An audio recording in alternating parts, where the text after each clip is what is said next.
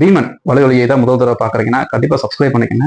ஏன்னா காணொலியை முழுசாக பார்க்குறீங்க, ஆனால் சப்ஸ்கிரைப் பண்ணாமல் போயிடுறீங்க. அதனால இப்பவே சப்ஸ்கிரைப் பண்ணிட்டு இந்த காணொலியை தொடர்ந்து கடைசி வரைக்கும் பாருங்க. உங்களுக்காக 3 நொடி.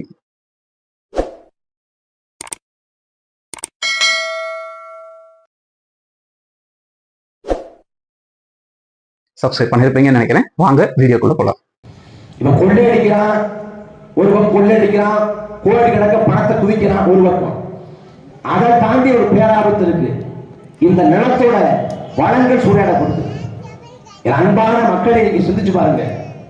நம்ம பல 100 ஆண்டுகளும் மன்னராட்சி காலத்துல வாழ்ந்தோம்.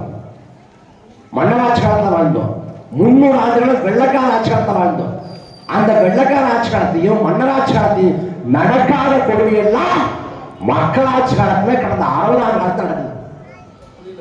எத்தனையோ மன்னர்கள் வந்தார்கள், படையெடுப்பை நிகழ்த்தினார்கள், போர் புரிந்தார்கள், சண்டையிட்டார்கள், வான்சுமை போர் நடந்தது, ரத்தம் ஆறாக ஓடியது, வாதாபி எரிக்கப்பட்டது, மதுரை எரிக்கப்பட்டது, உறையூர் எரிக்கப்பட்டது, தேவாலயம் நொறுக்கப்பட்டது, புத்த மதங்கள் தவிர்க்கப்பட்டது, கோயில் உடைக்கப்பட்டது.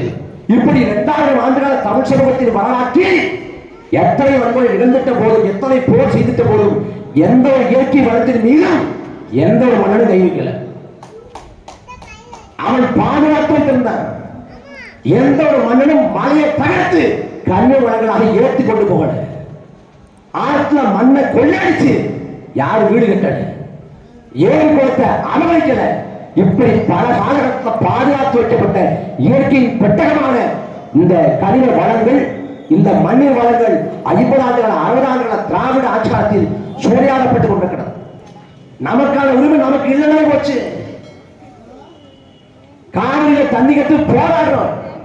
எவ்வளவு நாட்களாக 40 ஆண்டு 50 ஆண்டா போராடுறோம். காவிரிக்கு நமக்கு உரிமை இருக்கா? உரிமை இருக்கு. இது யார் சொல்றா?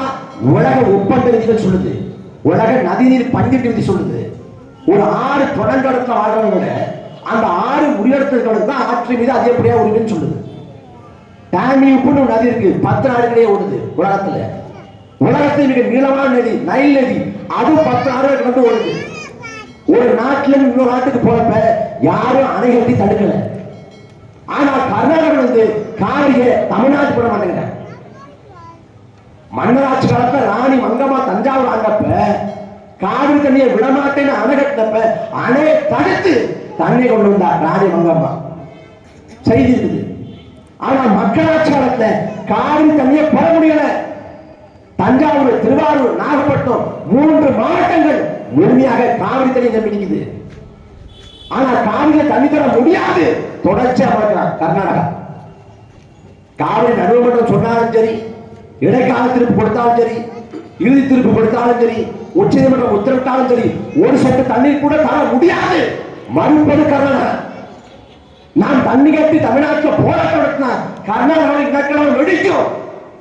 தமிழக துணைத்து வச்சு அடிப்பான், வணிக வளாகத்தை சூறையாடுவான், திரையரங்கத்துக்கு தீ வைப்பான். அங்கு வாழக்கூடிய தமிழர்களை அவங்களாக தமிழ்நாட்டுக்கு ஓட விடுவான்.